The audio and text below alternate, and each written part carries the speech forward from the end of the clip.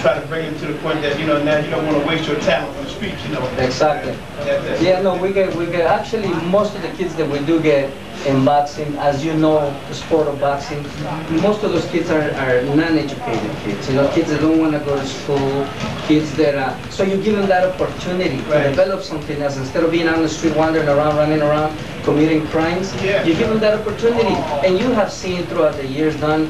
We have world champions came out of there. Bernard Hopkins is a great example. You know what I mean? He wasn't the greatest kid in the world, but look at him now. You know what I mean? What a great example. I take my hat up for those guys. Bernard Hopkins was from the same town I was in Philadelphia. Really? Germantown. Me, Bernard Hopkins, Lola Falana, Bill Cosby, we all lived in Germantown. See what I mean? Yeah. And it's to me that's great success right there. It's like. I mean, I can't tell a kid, don't go to school. No. You know what I mean? Don't go to school. But there's a lot of things. Yeah, I've seen a lot of kids or people that go to college and graduate and this and that, and then they end up working at McDonald's because there's enough. But I'm not saying don't go to school. I will never say that. But I mean, I've seen great examples like that, and I'm in the gym. I can see world champions. Guys that turn themselves to become millionaires. Education is good because that'll teach you how to maneuver your money, your finances, and stuff like that. But man, you know what? It's a great thing. It opens the doors for everybody that wants to become somebody. Right.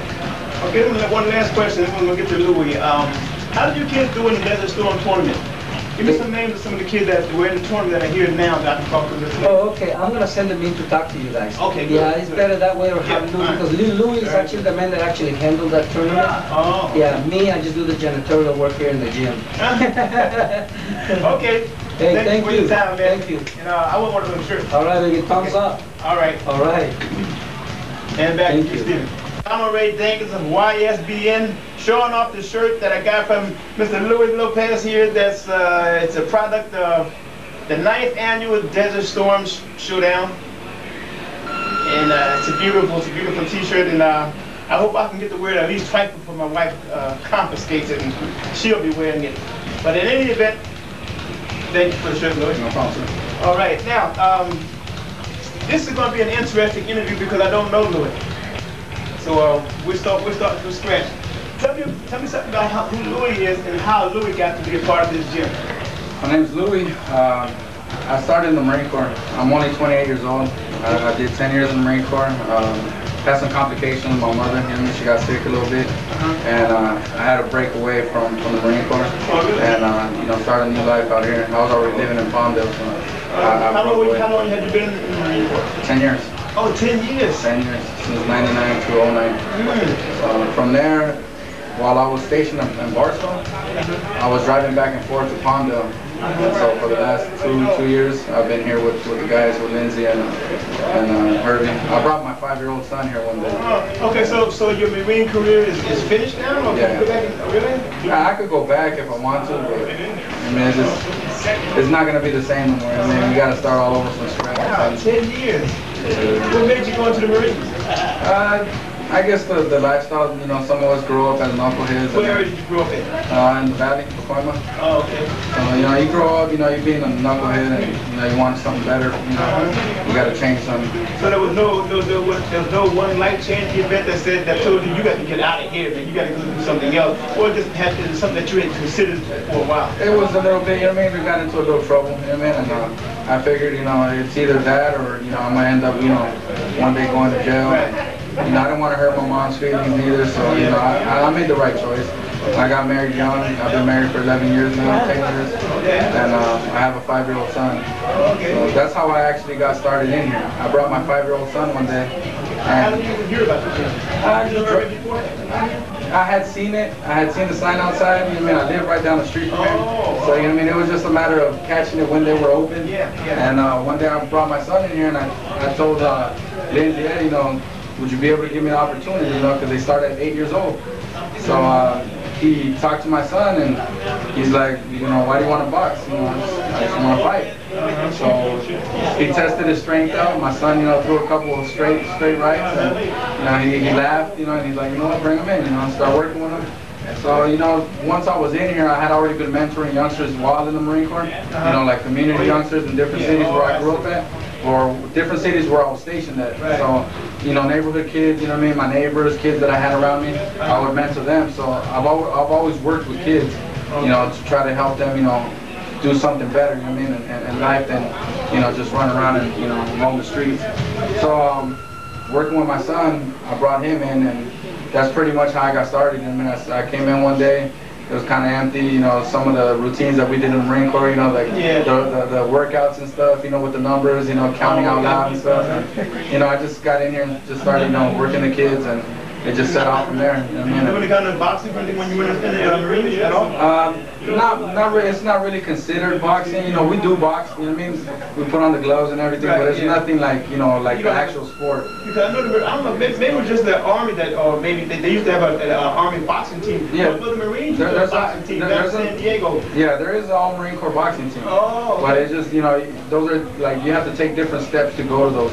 You know what I mean? And, you know, us stationed, depending on our jobs, we don't have the same opportunities others do, you know what I mean? So, you know, I did, you know, martial arts, you know, the Marine Corps version of them, you know what I mean? Right. A lot of ground fighting, a lot of, you know, straight up, you know, stand up boxing, you know what I mean?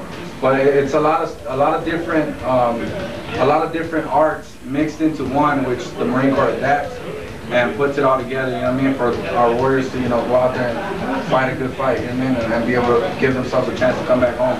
Okay, now during your stint in the Marines, how much of the world did you see?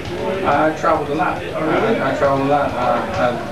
That's what was the most fascinating country that you worked in? I love Japan. Really? Tokyo, Osaka, Iwakuni. I was stationed in Iwakuni, but I went to Mount Fuji, I climbed the mountain. Wow. Some beautiful sights. I mean, it's a lot different than out here. The people are very peaceful. Nobody bothers you. You know, you can go do your thing, and nobody, you know what I mean? I almost took this city for a Samoan. You have that, and you have Samoan features. No, I was born in Guatemala actually. Where Herbie was born at. Oh. Okay. I was raised out here though, you know, my whole life. Okay. Now about boxing, how much experience did you have? Were you a boxing fan or? Growing up, you know, I had uncles that boxed. I mean, you know, they boxed with the Goosens and them, you know, and you know well, one of them, his name's John Garcia.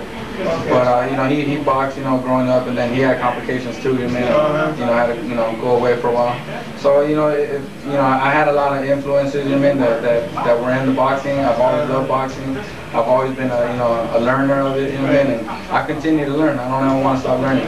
So that way, maybe one day, if my son has that same opportunity, you know, we started him off young, you know, he's been actually here for a year already, you know, and he's pretty good. So if he wants to advance his career, you don't have any opposition? Nah, I'll back him all the way. You know, he's great in school. You know, he does really good. He's going into first grade, and you know, he's really great, you know, at what he does, and it's just he has a very great character. You know what I mean? So it helps him out in everything he does. You know what I mean? And we don't force him. We just let him come in here and have fun, and he's the one that comes out.